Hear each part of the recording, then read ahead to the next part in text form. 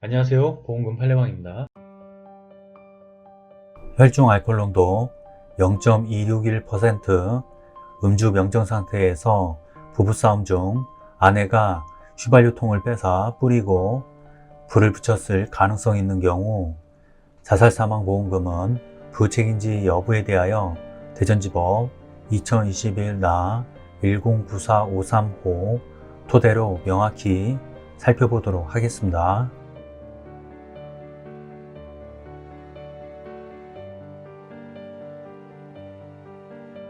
기초사실 2018년 5월 26일 00시 45분경 망인의 거주지인 F건물 G5에서 화재가 발생하여 망인은 사망하였습니다.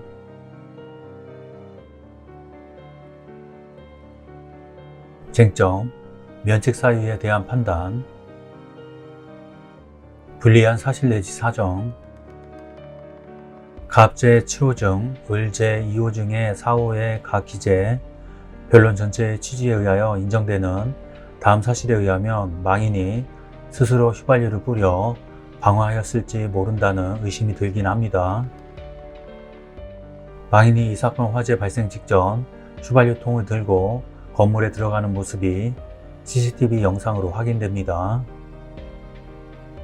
이 사건 화재를 수사한 충남당진경찰서 사법경찰관은 2018년 9월 3일 이 사건 화재는 망인이 이와 부부싸움을 하다 화가 난다는 이유로 건물 외부 컨테이너 창고에 보관하던 휘발유통을 가져와 거실에 뿌리고 라이터로 불을 놓아 거실과 천정 나머지 방실에 번지게 한 것으로 확인되어 망인을 이에 대한 현주 건주물 방화치사죄로 인지하였으나 망인의 사망으로 공소권 없음이 처분되었다 할 것입니다.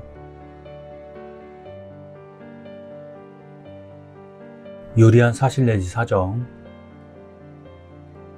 그러나 한편 갑제 7, 10호 중 을제 2호 중의 6의 각 기재의 변론 전체의 취지를 종합하여 인정되는 다음과 같은 사실 내지 사정에 의하면 위와 같은 사실만으로는 망인이 방화를 하지 않았을 가능성에 대한 합리적 의심이 들지 않을 만큼 명백한 주의 정황 사실이 입증되었다고 보기 어렵고 달리 이를 인정할 증거가 없습니다.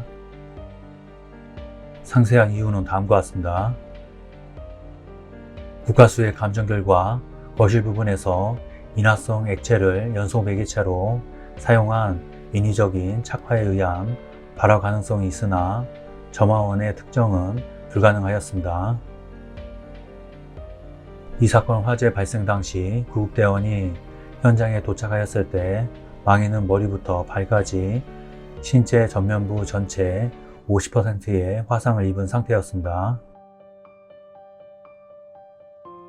구급대원이 망인을 이송하는 도중 화재 경위에 대하여 물어보니 망인은 아내의 이와 다툼이 있었고 같이 죽자고 겁을 주려고 보관하고 있던 휘발유통을 가지고 이 사건 주택에 들어갔는데 이가 휘발유통을 빼사 시 몸에 뿌리고 가지고 있던 라이터로 불을 붙여서 놀라서 창문으로 뛰어내렸다고 답하였습니다.